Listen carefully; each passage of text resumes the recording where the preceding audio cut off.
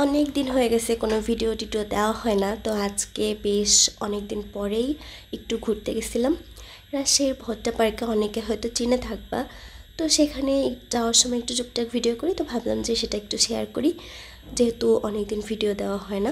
তো আসসালামু আলাইকুম সবাইকে, আশা করি সবাই খুব ভালো আছো।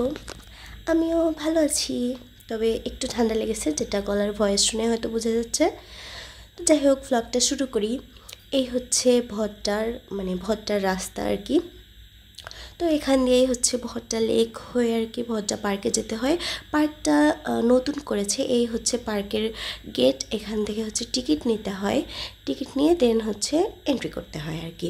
তো এই যে ভিতরের ভিউটা অনেক বেশি সুন্দর ছিল, মানে এখানে হচ্ছে বাচ্চাদের অনেকগুলো রাইড ছিল আর কি। বাট বড় মানুষ যে ঘুরতে পারবে, সুন্দর লাগবে, জায়গাটা সুন্দর। আর এই তো আমি যাচ্ছি। এখানে আমি আমার ফ্রেন্ডকে বলছিলাম যে আমাকে একটু ভিডিও করে দাও, অনেক দিন ভিডিও করি না, মানে পোস্ট করা হয় না। তো যাই হোক, এই হচ্ছে এগুলাকে কী বলে, ওই যে হাঁসের গাড়ি, মানে রাজহাঁসের গাড়ি এগুলাতে অনেকে হচ্ছে উঠছিল, বাট আমি যেহেতু সাথে জানি না, তো আমি আর উঠি নাই। এই তো এই হচ্ছে এখানে না অনেক মানে এত সুন্দর লাগছিল এখানে দাঁড়িয়ে থাকতে। আমার মনে হচ্ছিলো যে আমি পানিতে পা ভিজাই, বাট ভাবছিলাম যে যদি স্লিপ করে পড়ে যায় তখন নাও, আমি তো ডুবে যাব। তো যাই হোক, দেন হচ্ছে এখানে একটু বসি। এই জায়গাটা অনেক সুন্দর ছিল, মানে বেঞ্চগুলো অনেক সুন্দর ছিল, এখানে বসতে খুব ভালো লাগছিল। আর এটা কি, এটা মাশরুম হাউস, এটা বাচ্চারা এখানে অনেক বেশি মজা করতে পারে, বাট আমি তো আর উঠতে পারবো না, তো আমি জাস্ট শুধু ভিডিও করছিলাম। আর এখানে আরেকটা রাইড ছিল, এটাকে জানি কি বলে আমি ভুলে গেছি, এটাতে ভাবছিলাম উঠবো, তারপরে ভাবলাম আমার যা ওজন এটা তো ভেঙে যেতে পারে।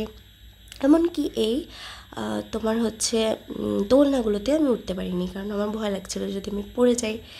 আর ওখানে হচ্ছে অনেক বাচ্চারা খেলা করছিল, তো আমি কি করবো, এর মাঝে আবার বৃষ্টি শুরু হয়ে গেল, তাই আমিও একটু ওখানে যাই, যে হচ্ছে এই ডাইনোসরের উপর একটু বসি।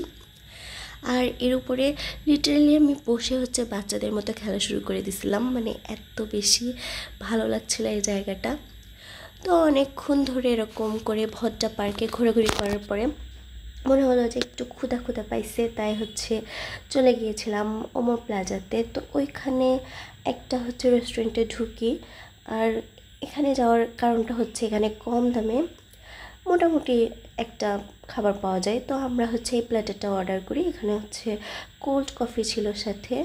আর এখানে এরা এ আর ডি লিখে দিছে, কেন লিখে দিছে আই ডোন্ট নো। তো যাই হোক, আজকের ঘোরাঘুরি এখানেই শেষ। সবাই ভালো থেকো, সুস্থ থেকো, আমার জন্য দোয়া করো। আর এই তো, বাই, টাটা।